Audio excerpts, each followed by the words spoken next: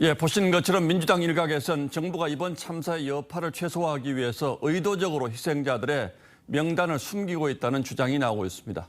누가 뭐라고 주장하든 유가족들의 뜻이 가장 중요하긴 합니다만 이런 경우 어떻게 하는 것이 옳은 것인지 또 과거엔 어떻게 해왔는지 따져보겠습니다.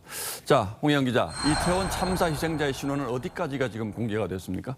네, 중앙안전대책본부는 사망자 숫자와 부상자 숫자, 그리고 내외국인 숫자, 희생자의 성별과 연령대, 거주 지역 등만 공개해 왔습니다. 예. 행안부는 신원을 확인한 뒤 유족 측에 1대1로 통보하고 장례 절차 등을 논의해 왔다고 했습니다. 또 각 지자체 등이 꾸린 합동 분향소에도 희생자의 영정이나 위패를 두고 있진 않습니다. 비슷한 유형의 대형 참사 때 과거에는 어떻게 했습니까?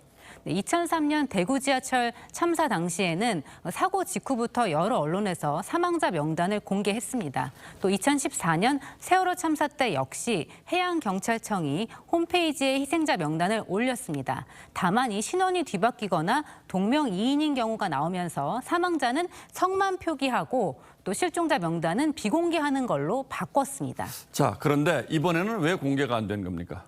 네, 세월호 참사 때나 대구 지하철 화재 당시에는 시신을 찾거나 신원을 확인하는 데 어려움이 컸습니다. 이 정보 공개의 필요성이 컸죠. 하지만 이번 이태원 참사는 이틀 만에 신원이 모두 확인됐습니다.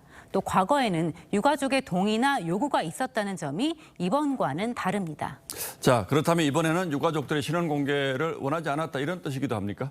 네, 이번 이태원 참사 이후에 희생자를 조롱하거나 모욕하는 글과 영상이 무차별적으로 퍼졌습니다. 예. 유족과 주변인들에게는 2차 가해는 물론 트라우마를 줄 수 있는 심각한 문제인데요. 나중에 위령탑을 세우거나 백서를 만들면서 희생자 정보가 공개되기도 하지만 사고를 수습하는 단계에서의 정보 공개는 철저히 피해자 입장에서 판단해야 한다는 게 전문가들의 지적입니다. 일반인 분들한테 공개되는 것들은 충분히 수습이 이루어진 이후에 나중에 공개돼도 사실은 크게 문제는 없다고 보거든요. 고통을 감내해야 되는 과정 중에 부담으로 반드시 작용할 수가 있기 때문에 이런 부분들의 개인정보는 상당히 통제되는 게 맞다고.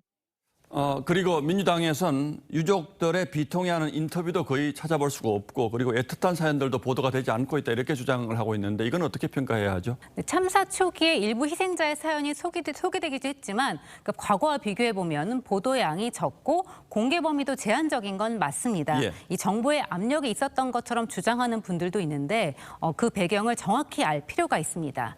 세월호 참사 당시 무분별한 보도 경쟁으로 전 국민이 장시간 트라우마를 겪게 됐다는 게 이 언론계의 자성입니다. 이를 계기로 언론인 단체들이 재난보도 준칙을 만들었는데요.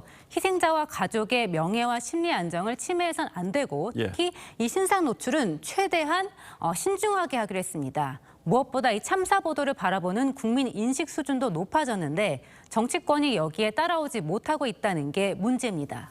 예, 희생자 명단 공개 문제도 바로 이 재난보도 준칙을 준용하면 되겠군요. 예, 홍 기자 잘 들었습니다.